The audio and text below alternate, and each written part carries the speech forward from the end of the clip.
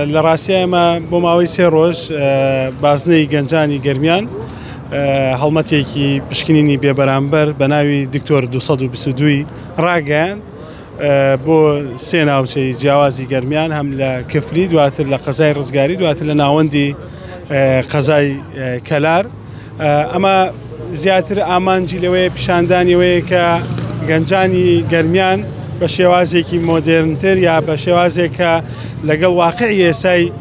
کۆمەلگا بگونجێت دوور لە ژاوەژا و لە قەرەباڵخی و لە شێوازێک بێکە بێتە هۆی بێزارکردنی هاوڵاتیان لە کاتی بانگەشەی هەڵبژاردنا، بەڵکو ئێستا ئێمە خزمەتی هاوڵاتیانەکەین و پشکنینیان بۆکەین و هیوای تەندروستیەکی باش بۆ هەموو هاوڵاتیانی گەرمیانە خوازین و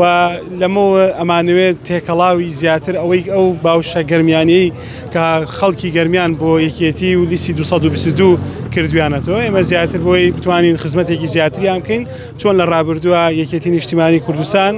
و بەڕێز شێخ ئەحمەد کە سەرپەرشتیاری بازنەی هەڵبژاردننی گەرمیانە بە هەمان شێواز خزمەتەکەی لە ناوچە جیاوازەکان کردووە و لە گوندەکانەوە هێناوێتی بۆ ناو ناوەندی قەزا و ناحیەکان بە هەمان شێوە ئەمانەوێت لە ناوەندەکانی ئەو شوێنانەی کە هاوڵاتیانی تیا ئەژین خزمەتیان بکەین و پشکنینی بێبەرامبەریان بۆ ئەنجام.